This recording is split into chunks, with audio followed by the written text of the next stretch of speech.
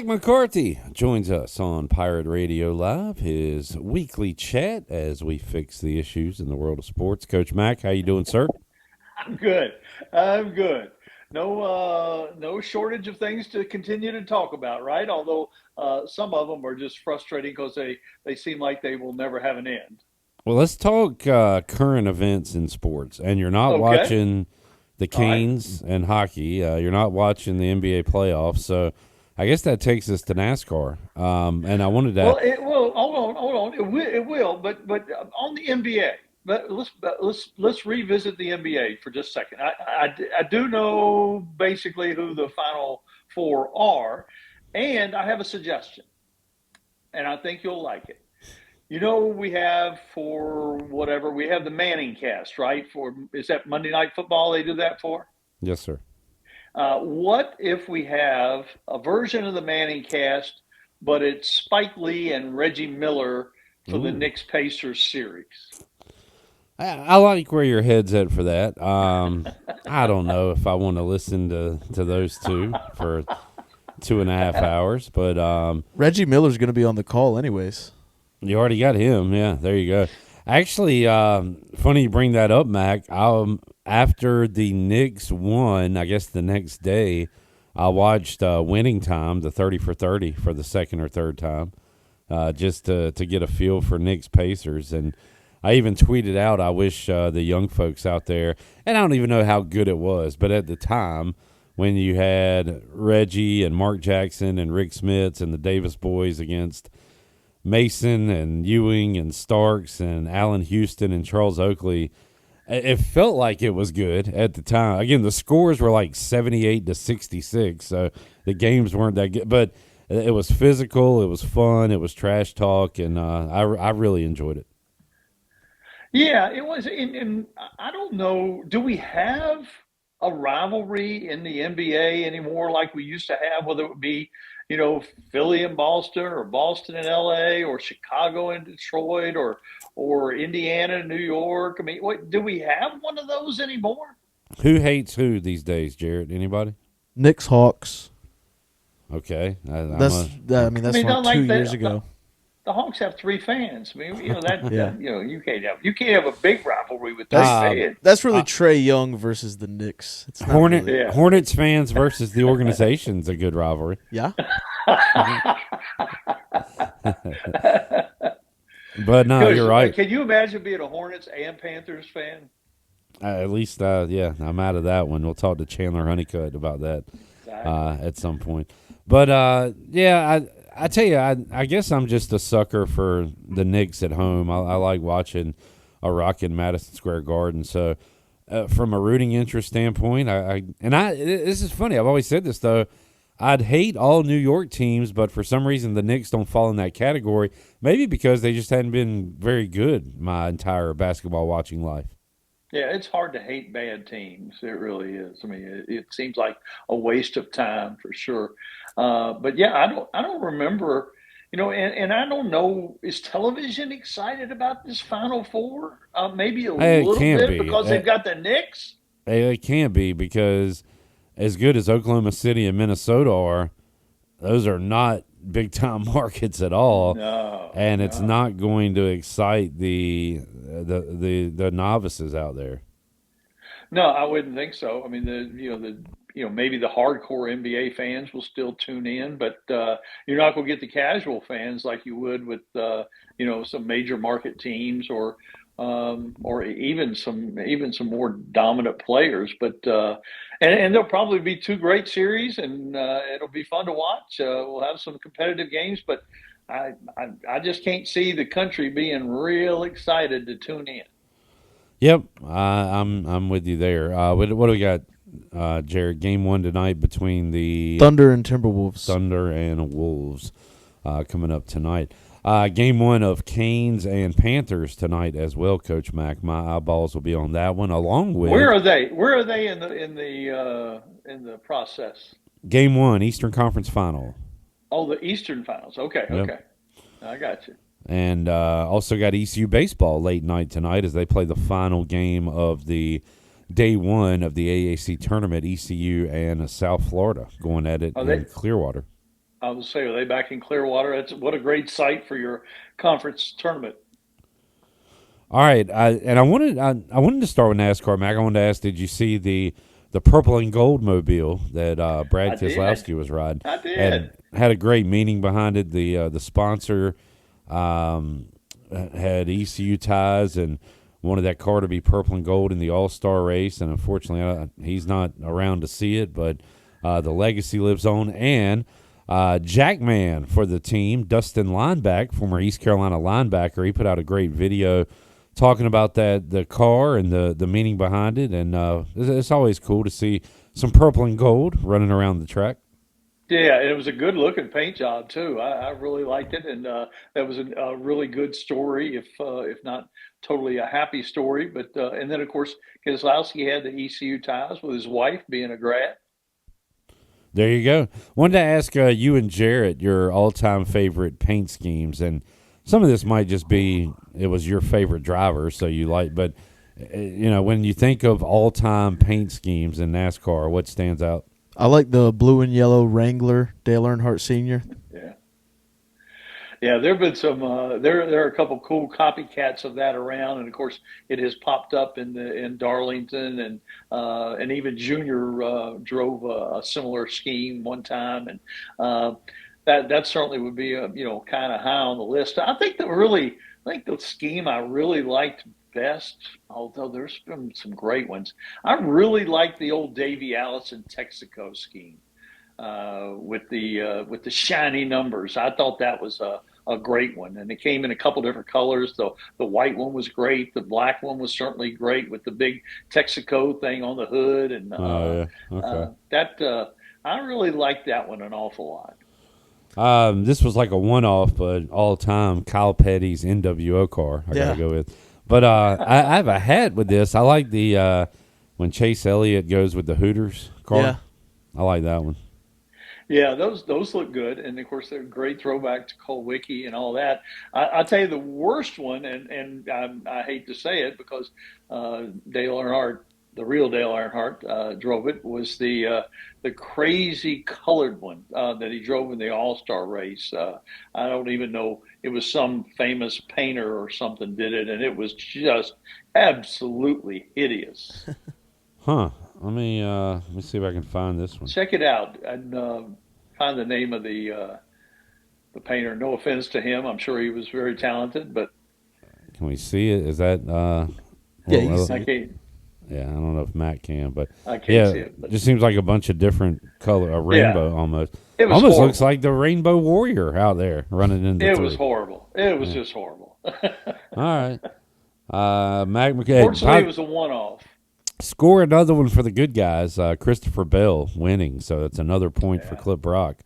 And yeah. Jarrett, let's get an update of the standings. Yeah, we agreed last week. All-Star race. We'll just do winner gets 1 point. So you move up to 19. I am at 14, and Mac at -2.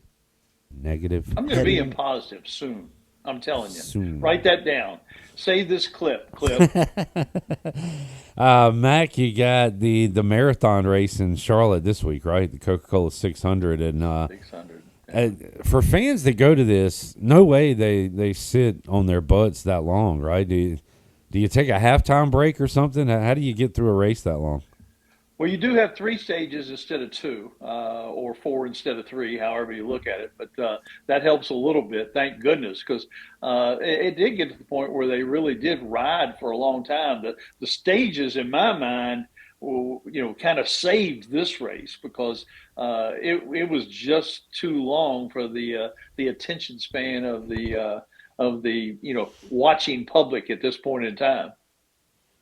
So Mac, as I said, we like to fix things in the world of sports. Do you go with stages in some but not all races? Would you do that if you were czar of NASCAR? I'd love to see no stages in road courses. I think the road courses have enough potential for strategy and that kind of thing that it would be much better without the stages. But I was absolutely anti-stage to start with, and I was wrong. It has helped.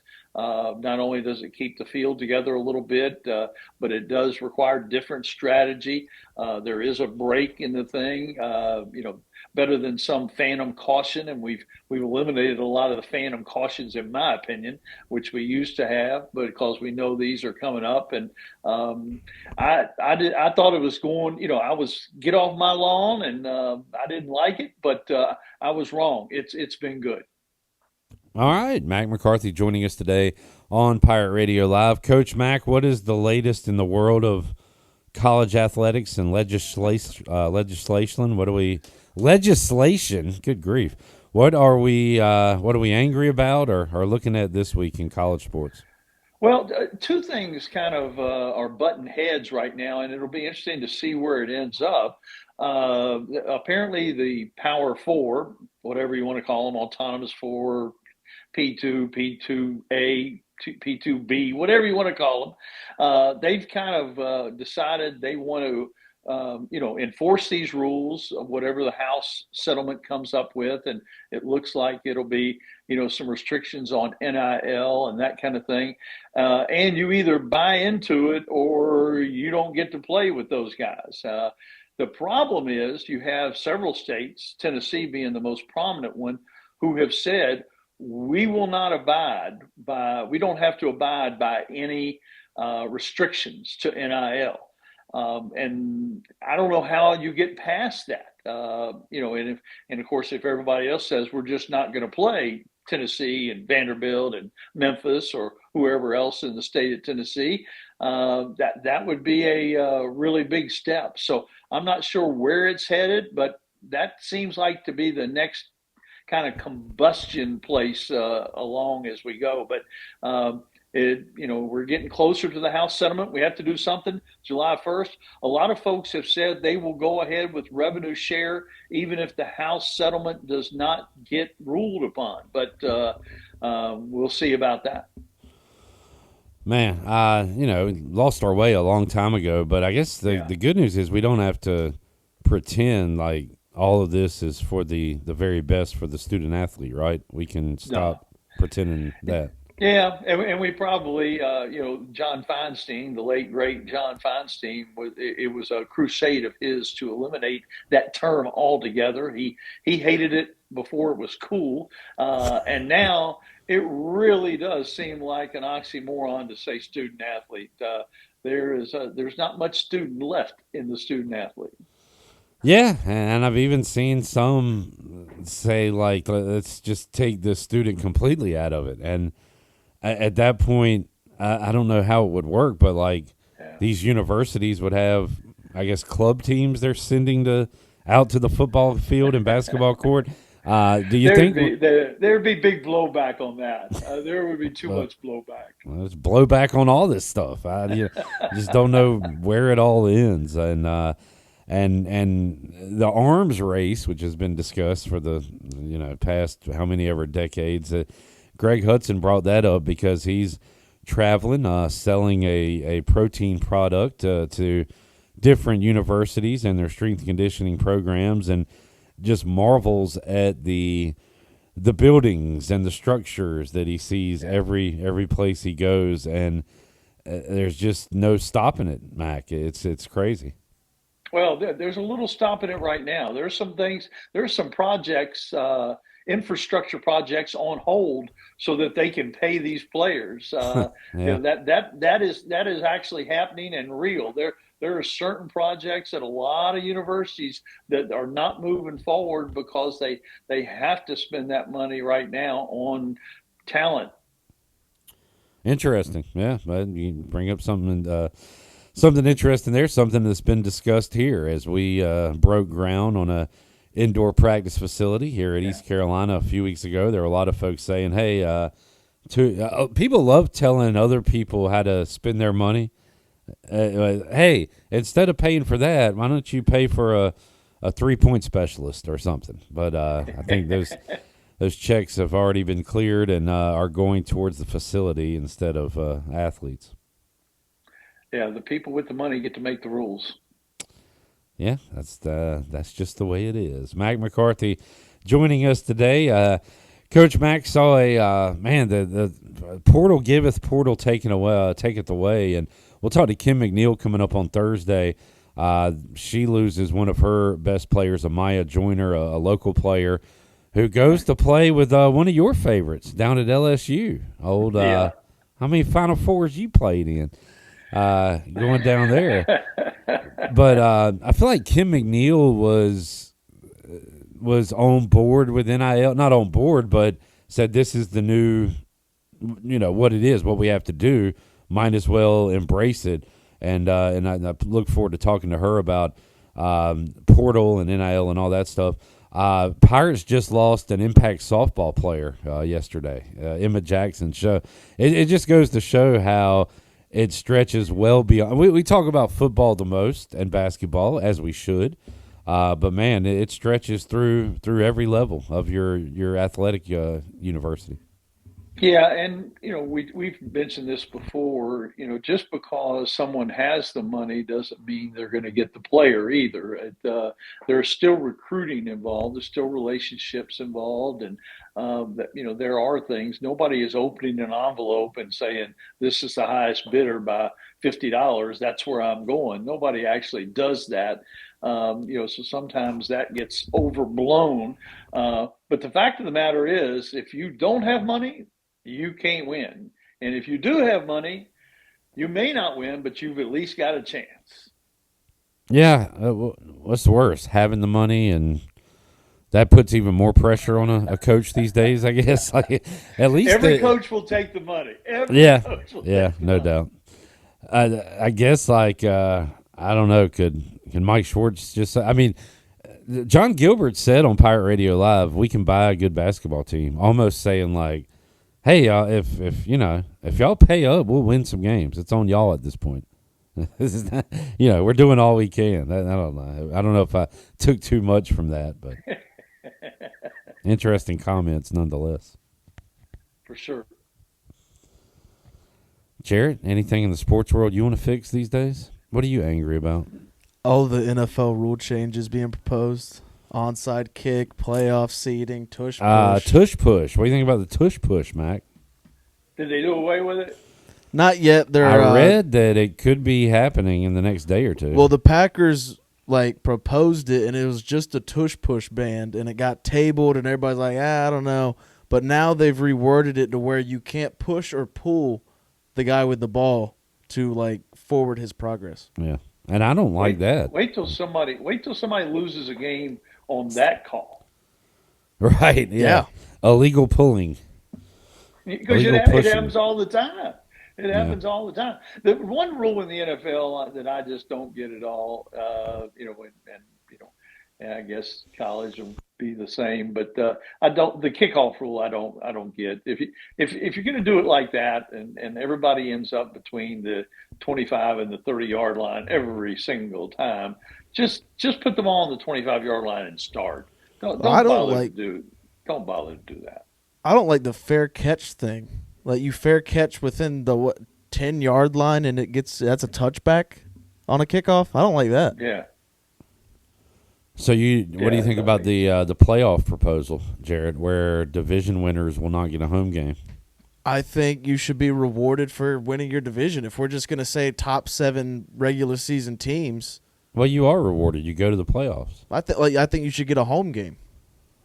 I think we're going to take that away. Let's just do away with divisions. Let's just have it a 16-league team. I mean, a 16-team league. I don't hate that. I at least want the division winner in. Yeah. Does a 7-10 team deserve to host a playoff game? Probably not. But it's the way it's been, so we're used to it. Yeah. I don't like change. I understand that. An old soul, Jared. And he definitely is much older than you, Mac. At least Mac will change and admit that he was wrong about a change. Jared's just stuck in his ways. If they change it and I like it, I'll be like, I was wrong. But for right now, I like it the way it is. Have you ever been wrong? Yeah. Okay. Mac, they're talking about potentially, and we've seen it in the NFC South lately. Washington, with Ron Rivera, was either 500 or a game below, and ended up hosting Tom Brady and the Bucks in the playoffs because they won their division. If that was the case now, Washington would be the last seed in the NFC. Still get in the playoffs, but no longer hosting a game. Any thoughts on that? I think reseeding, just like I thought with the college football playoff, automatic qualifiers getting in, that's fine, but I don't have any problem with reseeding it correctly before the playoff, whether we're talking about NFL or the college football playoff. And in the NFL, they do that seeding at the beginning and then reseed through the next round. So it'll put the best against the worst, so to speak. So I don't know. I do kind of agree with you, Jared, that I don't want huge changes. I don't want it to be college sports where we went from the same thing basically from childhood to the next 30 years to then changing everything overnight. I don't want it to look like that. Yeah, what I don't get is you're on top. You have the highest ratings of anything. You're making the most money of any league, and why do you want to meddle with that? Yeah, good point. Can't argue that. Mac, we need Mac to do a Alex Harper and pick an NFL team or something so we can. I don't know. We got so much college football to talk about during the season. Maybe it's good that we don't talk NFL with Mac because we'll have plenty of topics. Once the maybe we do. season. Maybe we can do it. Well, I don't even know. We've got basketball, so I don't know that we need to do NBA. Maybe I need to get a baseball team. Well, but yeah. I don't hear you all talk much about the baseball teams either. Yeah, I mean, I'm a Braves fan, but talking Major League Baseball every day would be super boring. Yeah, during a 162 game season. Yeah, I'm good. One thing we do is keep up with the Pirates though, and Gavin Williams was supposed to pitch tonight, but I think that game got postponed. So no, they're still on 7:40 start You all do a time. great job of keeping up with the Pirates and the pros stuff. Shout out Shirley really, Rhodes. That's really helpful. Give Shirley some credit for that, Mac. Yeah, we don't give Shirley enough credit for anything, to be honest. Probably so. All right. Anything else on your docket, Mac? Any any good shows you caught lately? Oh gosh, I really have. Trying to think of which ones to actually recommend. I need to have a segment, right? I need to just come on every day with this is What's what on I've been tonight? watching kind of thing. Yeah. But yeah, I can't. I'm still on the Harlem thing with Forrest Whitaker in season 4. That has had some epic moments, and the new thing, Neighbors and Friends and Neighbors, has been really good with John Hamm. We've talked about that a little bit, and then I think one that has gotten better and better is Mobland. It has some great moments. I still haven't started that, but plan to watch that at some point. I've been watching. I don't know. Are you into the Law and Order family of programs, Mac? Did you watch those? I used to, and then they got to be so watered down that I gave up on them. Well, I'm watching old I ones. like the one with organized crime, and then I got into so many different series that I gave up on that too. I am literally down to 0 things on network TV right now. Oh, gotcha. So I don't know why. Sometimes I like just an old network procedural to watch, and I'm watching old Law and Order: Criminal Intent. That was my favorite one with kind of the weird guy, Vincent D'Onofrio, and I like those for some reason. So that's kind of been my all right. No live game on. I don't feel like starting something new. Let's throw one of these old ones on that I hadn't seen in 20 years. I tell you what was way better than I thought it was going to be, and may not appeal to a lot of people, but it was so much fun watching it. It was called Nana's, the Italian thing. It's a true story about a guy who hires grandmothers to cook for his restaurant. It's really a good, fun movie to watch. Is that the new one with Vince Vaughn on Netflix? Yes, it is. Yes. I'll be checking that out. It's really fun. Okay. All right. This is why we do this, Mac. What you seen lately in the theater, Jared? Didn't you go see a movie? Yeah, I went to 2 this weekend. I saw the new Final Destination, and then I watched that new Marvel movie Thunderbolts. Okay. But this Thursday, I'll be going to see the new Mission Impossible Okay. opening night. I'm saving my 2 free movie tickets for the new Jurassic Park, which was my favorite movie as a kid, and they've all been stupid since then. But I haven't seen one in the theater for a while, and I want to take Lily, and so hopefully she'll enjoy it like Yeah, I that's did. one of the things I love the most is going to the movie theater. Yeah. All right, Maxter. Guys, thank y'all. I look forward to every Tuesday, and I'll come ready. I'm gonna start fixing Hollywood, and I think we've fixed everything we can in sports. Now we're gonna fix TV and movies moving forward. See you, Mac. All right, see you guys.